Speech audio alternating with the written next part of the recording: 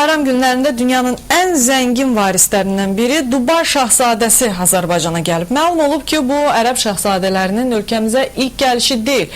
Gəzmək üçün zəngin ərəblərin Azərbaycanı seçməsi isə təsadüfi deyil.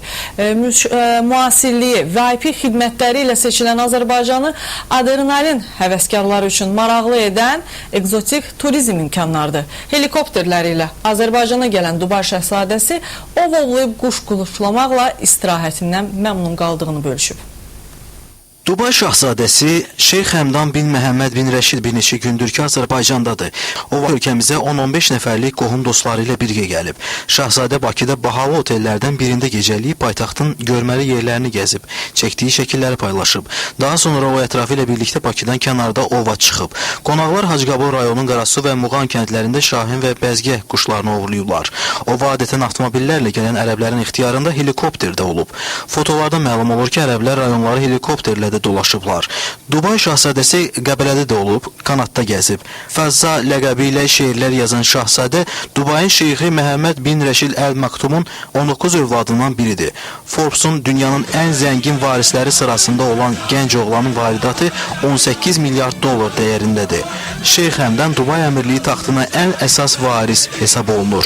32 yaşlı şahzadə əsl şərq nağıllarının qəhrəmanı kimi yaşayır. O vaxtının çoxunu dəvə təsərrüfatına, at çapmaq dərslərinə, şahin quşu ilə ov etməyə, Formula 1 yarışlarına həsr edir. Dubay taxtına sahibi olmaq üçün Şeyx Həmdan aktiv siyasətlə də məşğul olur. Bir müddət öncə ərəb zənginləri 3 həftəyə yaxın Mil düzündə Küraraz ovalığın cənub-qərb hissəsində ova gəlmişdilər. Onların arasında Qətər əmirinin oğlanları, qardaşları da olub. İnternetdə yayılan kadrlardan görünür ki, Qətər şeyxləri 2 6 təkərli Volkswagen, Range Rover Cabrio və daha 8 yolsuzluq avtomobili ilə paytaxtda üşüdüyürlər. Onlar ərəb nömrəsi ilə gəzdikləri avtomobillərini Bakıya Dubay aviareysi ilə gətirmişdilər. Ərəblər ov zamanı Saatlı rayon ərazisində Mil düzündə çadırlar quraraq orada qalıblar. Neftçala ərazisində isə bəxtləri gətirməmişdi. Dəyəri yarım milyon dolların artıq olan avtomobilləri palçığa batmışdı. Mercedes-Benz Volkswagen-i eyni markalı digər avtomobillə çıxarmaq cəhdi də uğursuz alındığından avtomobillər aşmışdı. Turistlərin köməyinə yerli neftçalalılar gəlmiş, aşmış avtomobilləri traktorla ərazidən çıxartmışdılar. Ərəb şeyxlərini Azərbaycana gətirən zəngin təbiətdir. Son vaxtlar varlı turistlərin Azərbaycana marağının artması ölkədə VIP turizmin, ümumiyyətlə turizm bazasının inkişafından xəbər verir. Turizm sahəsinin mütəxəssisləri bu marağı ilk növbədə Azərbaycanın beynəlxalq arenada təqdimatı ilə əlaqələndirirlər. Zəngin şəxslər, yəni ərəblər və ya hər hansı bir VIP qonağın özünə məxsus tələbatları olur, xüsusi tələbatları olur.